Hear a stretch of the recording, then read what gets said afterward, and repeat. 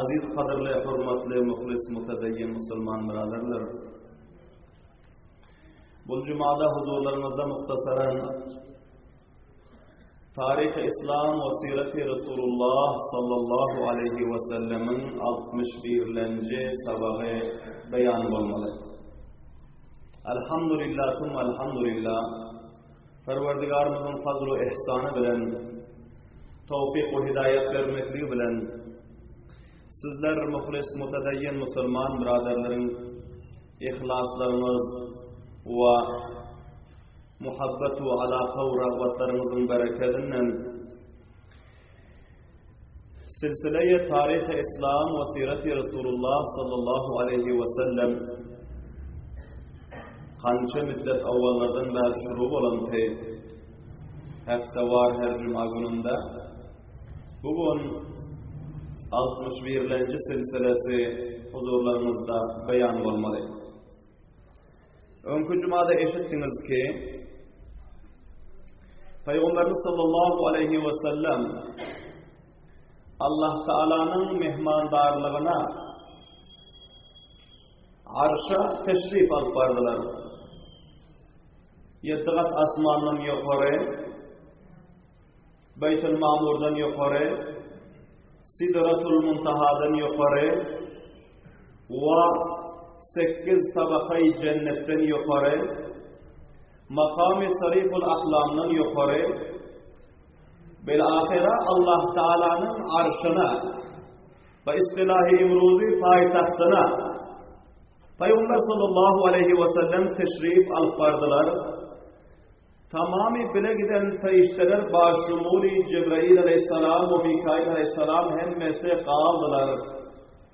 Allah Teala öz kudret-i kamilesi bilen raf diyon düşege iverip şunu müsteremindirip Peygamber sallallahu aleyhi ve sellemi öz mahsus mehmanhanasına alıp vardı ve Peygamber sallallahu aleyhi ve sellemin mübarek keflerine Allah Teala öz yedi bila keyfini, bila keyf elini koyup Peygamber sallallahu aleyhi ve sellem'e hoş geldin aytti. Ve Peygamber sallallahu aleyhi ve sellem'e ahval hoşluk etti. Peygamberimiz sallallahu aleyhi ve sellem'e Allah Teala salam verdi. Subhanallah rivavalide. Esselamu aleyke eyyuhel nebiyyü ve rahmetullahi ve berekatuhu. Peygamber sallallahu aleyhi ve sellem öz alparan tohbalarını fiş etti ki kablan eşittiniz.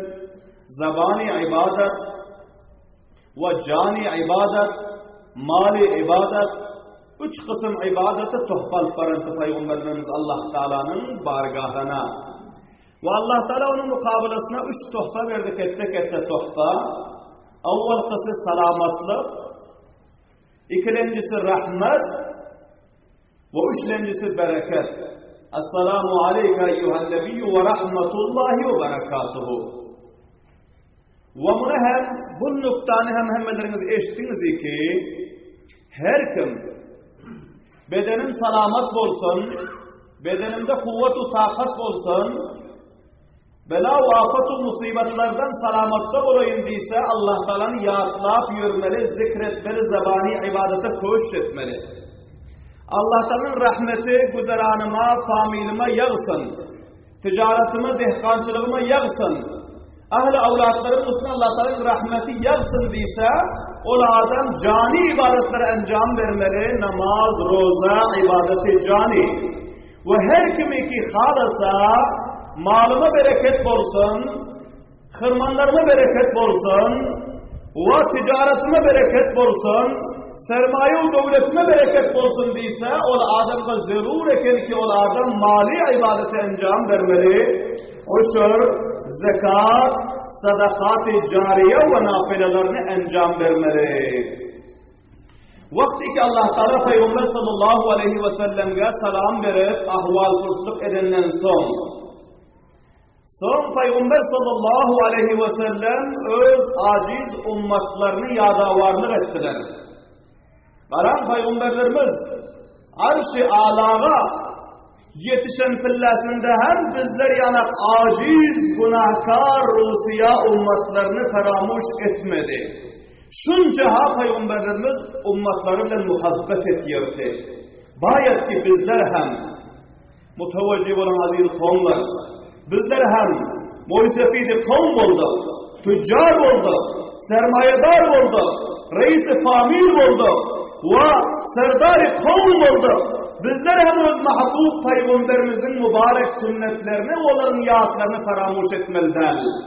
Öz zindagimizi, öz muhaşiramızı, muhsefitliğimizi, tüccar olsak ticaretimizi, dehkan olsak dehkancılığımızı, tamamı abadi zindagimizi öz mahbub Peygamberimizin sünnetlerine mutabık etmeli.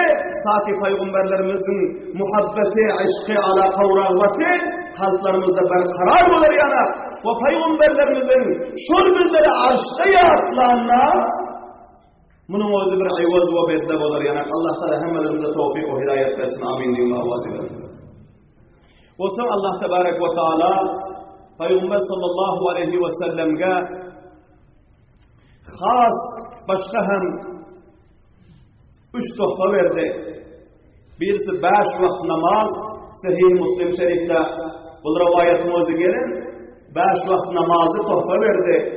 Ve Sure-i Bakara'nın havatimlerini, ahirki ayetlerini, Sure-i Bakara'nın ahirki ayetlerini bunlar Allah Teala batavri tohfa Peygamber sallallahu aleyhi ve sellem'e onun ummatlarına verdi.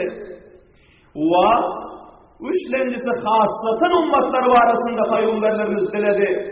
Allah Teala etti ki senin ummatların yüreğinde zerre beraber imanı var olsa onu cehennemde devamı koymar.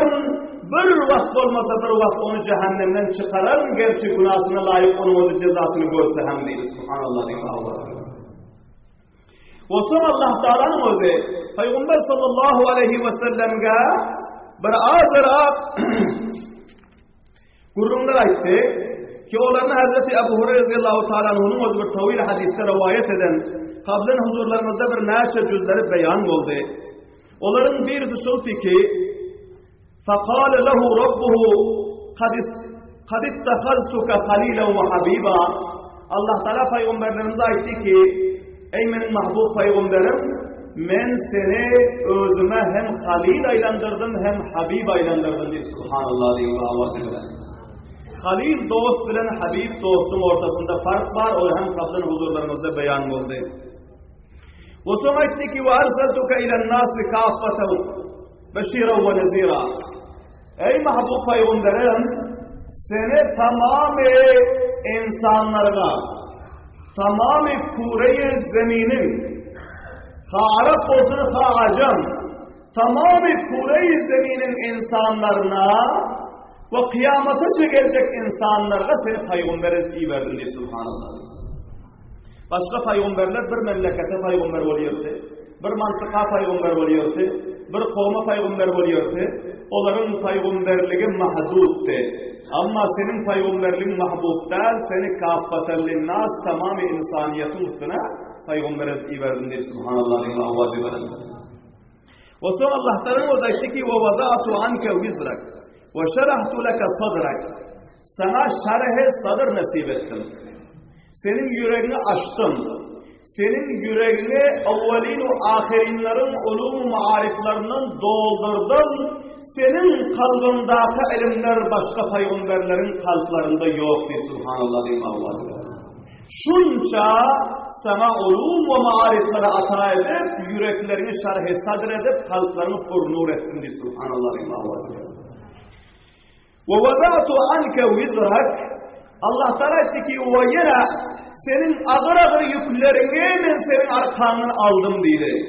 Yani senin üstüne kıyınçılıklar, müşkülatlar gelen fillasında senden ben öldüm difa ederim ve öldüm sana himayet ederim diye Subhanallah diyeyim avaz edelim. O ne hemmelerimize malum ki her vaktiki peygamberimizin üstüne müşkül vaktler gelen fillasında Allah'tan öyle hifazet ediyordu ki Allah Teala vaade verdi ki vallahu yasimuke anin nas. Allah Teala seni kafirlerin, insanların, zalimlerin zulümlerinden ve onların mekirlerinden, çansu feriplerinden özüm hifazet eder ve özüm difa eder. Subhanallah. Şu cihetten aziz kavimler. Kablen eşittiniz Ebu Cehil kança mertebe Peygamber sallallahu aleyhi ve sellemi katledecek olup katilane hamletti Peygamberlerin üstüne. Ama Allah Teala öz kudret-i kamilesi bilen bir feriştani, bir kukrak duran dayav lük diye suratında, bazı rivayetlerde gelir ejder suratında, bazı rivayetlerde gelir şiir suratında Ebu Cehil'in üstüne hücum ettirdi. Ebu Cehil kette daşı götürüp Peygamberimiz secdeye gidecek fillasında kellesini yeneceği deyip varıyor fillasında. Daş elinden kaçıp titrapın oldu götürecekler ize kaçıp yıkıldı. Subhanallah. Ve bu kadar müşkülat gelen fillasına Allah Teala Peygamber sallallahu aleyhi ve sellemin arkasından ağır ağır yükleri müşkülatları raf etti.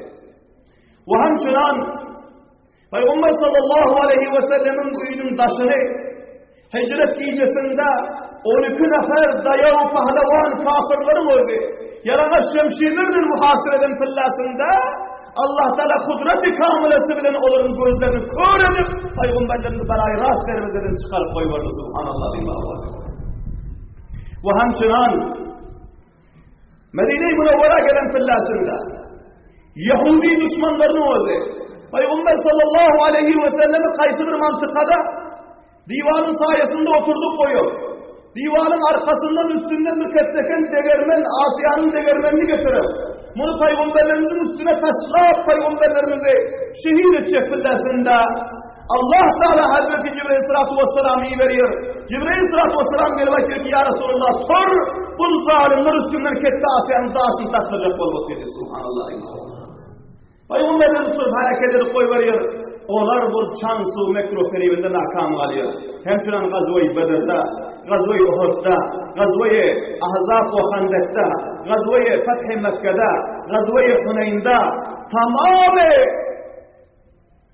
Peygamber sallallahu aleyhi ve sellemin her abadi zindegisinde her müşkülatlar ki Peygamberlerimizin üstüne geldi.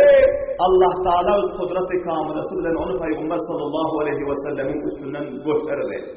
Ve hemçinan Peygamber sallallahu aleyhi ve sellemin üstünde bol nübüvvetin, dini İslam'ın, Kur'an'ın neşru işaatının ağır yükleri vardı. Allah tebarek ve teala öz himayeti bilen, öz defası bilen, öz kudret-i kamilesi bilen Peygamberlerin üstüne yenildi. Allah Teala Peygamberlerimize canisarlar, vafadarlar, fidakarlar nasip edip Allah Teala'nın özü çok yenillik bilen Peygamberlerimizin bu dini mukaddesini, şeriatı garra-i Muhammed'ini tamamı cihanda neşretti. Subhanallah. Ve sonra Allah tebarek ve teala etti ki وَرَفَعَتُ لَكَ ذِكْرَكَ Ey benim mahbub Peygamberim, men senin adını tamamı cihana belirttim diye. Subhanallah. فَلَا اُذْكَرُ İlla zukirte ma'ya. Biz hiç yerde men yad olmar meğer benim bilen senin hem adın tutular hem yad olursun diye. Subhanallah. Şu cihetten her yerde Allah'tan adı tutulsa Peygamber sallallahu aleyhi ve sellemin hem adı tutuluyor. Azanda, ikamatta, kâde-i teşehhütte ve başka her halatlarda vaktiki Allah'tanın adı tutulan fillasında, hutbada Peygamber sallallahu aleyhi ve sellem'in adı tutuluyor. Bu da hem bir kettekin hususiyetti ki Allah Teala Peygamber sallallahu aleyhi ve sellem'e Miraç gecesinde nasip etti. Ve son Allah Teala etti ki وَجَعَلْتُ أُمَّتَكَ خَيْرَ أُمَّةٍ اُخْرِجَتْ لِلنَّاسِ Ve senin ummatını tamamı ummatlardan göre behterini ummat aylandırdım diye. Subhanallah. Behterini ummat aylandırdım diye. Ve bu hem Peygamber sallallahu aleyhi ve sellemin bir khas Allah Teala'nın veren erzaz ve inamıdır ki Peygamberlerin ummatını başka tamamı ummatların üstüne serdar aylandırdı ve behterini ummat karar verdi. وَجَعَلْتُ أُمَّتَكَ وَسَطًا uhricet linnas senin ummatını behterini ummat hayrul umam karar verdim ve ona bir behterin vazife hem verdim peygamberlerin vazifesi ki uhricet linnas ol merdimlerin hidayeti ve rahyatı için çıkarılan ana bul mesuliyet ve vazife-i hususi ki bu peygamberlere veriliyor ki bunu hem senin ummatına verdim diye. Şu cihetten aziz kavimler dakik mutevecih olun şiirdeki nüktege Allah Teala bizlerge Meraç gecesinde behterini ummat deyiptir. Behterini ummatla hayrul umam lakabını bizlerge beriptir ve onun kaptalında bir vazife ve mesuliyetten beriptir. Yakşı adam olmak, tamamı adamların içinde behterini adam tanılmak, bunun öz hoşuna olmuyor, ansatlığa olmuyor. Bunun kaptalında bir ketteken fidakarlık, canisarlık, vafadarlık görkezmeli oluyor. Allah Tebarek ve Teala diyor ki senin ummatını tamamı ummatlardan göre behterini ummat aylandırdım. Ne için ki senin ummatına peygamberlerin vazifesini verdim diyor Subhanallah aleyhi ve sellem. O vazife ne ama? Emr bil maruf, nehi anil munkar. Emr bil maruf, nehi anil munkar. Davet ilallah. Ana bul vazife, bul sıfat, mesuliyat, bul ümmeti Muhammedi'ye hasaten verilen. Şu cihetten, eğer bizler behterin ummet olacak olsak, her milletlerimiz, muysefili kavm, reis-i famil, arbab-ı mantıka ve her bir şube-i zindagide bizlerin hatta bir neferin üstüne hem kıyadet-ı olsa, bizlerge emr bil maruf ve nehy anil munkar etmeklik bu lazım ve zaruri ve vazifemiz bunun oldu. Nemçin ki şu vazife sebeple bizler behterini ummat karar verilen. Şu cihetten her bir guzaranda yaşlının özü, ata, baba, ağa, öz yaş kişiler raiyetlerine eğer emr bil maruf nehy anil munkar etmese onda behterini ummat bolup bilmiyor. Onda ol Allah Tebarek ve Teala'nın bu tarif ve tavsif eden ummatların cümlesinden bolup bilmiyor. Hemçinin ki muysefili kavm boluptur. Kavmin içinde eğer fahşa ve münkeratlar olsa, nacaiz ve narava işler olsa ve haysi bir müşkülat-ı şer'iler olsa, onu raf etmekle koşuş etmese ve islahat getirmekle koşuş etmese, onda o muysefilin o behterini ummat bolup bilmiyor. Ve hemçinin tüccarın o ticaretinde ve dehkanın o dehkancılığında her bir ebad-ı zindagide zindelik etkiyon şahsiyetim oldu. Öz matahtindaki, zil tasirindeki şahsiyetlerine emr bil maruf ve nehy anil munkar etmese, onun gerdenden bu mesuliyet ve vazife halas bolup, o behterini ummat karar tapıp bilmiyor.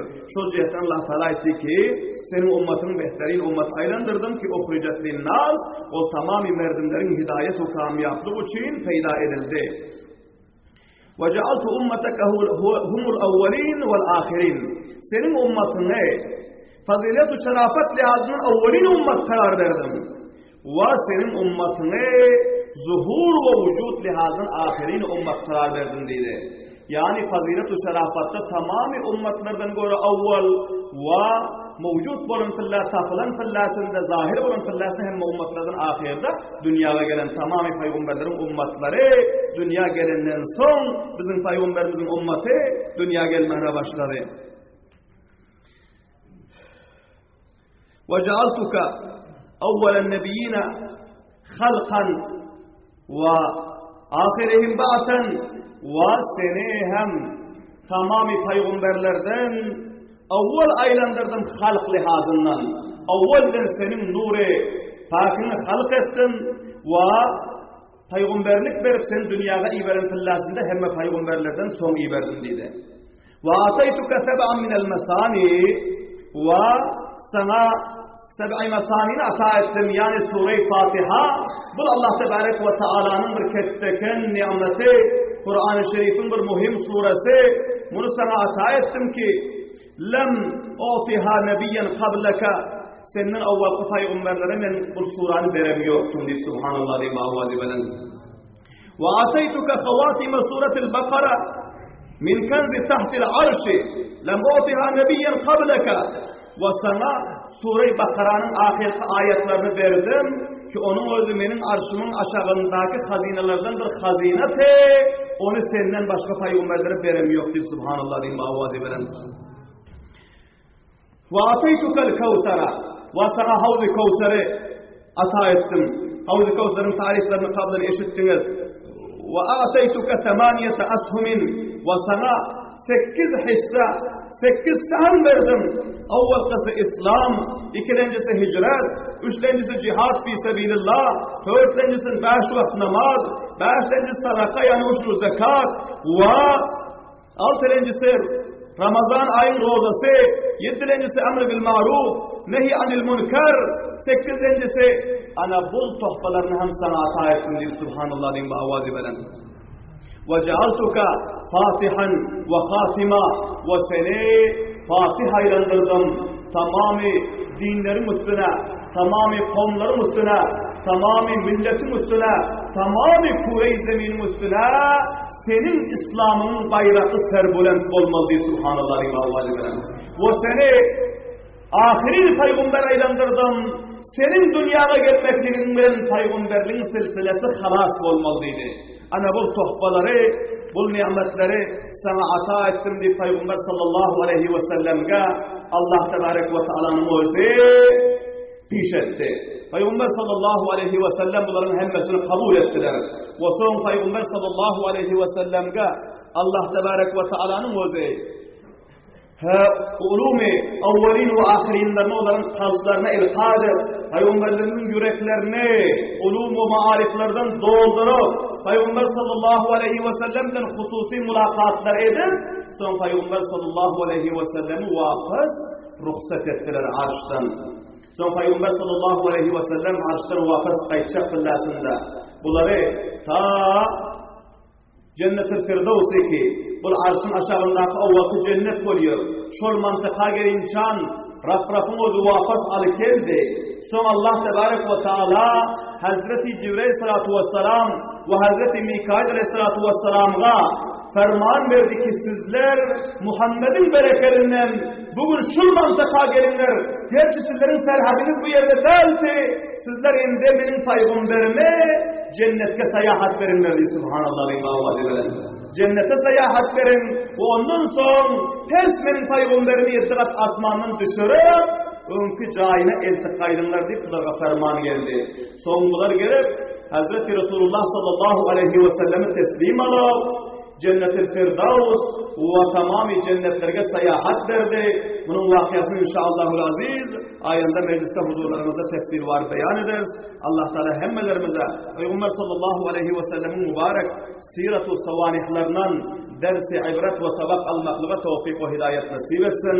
Onların sünnetlerini mahkam tutup, onların tarikalarında raftar etmekliğe Allah Teala hemmelerimize hidayet nasip etsin. Rabbena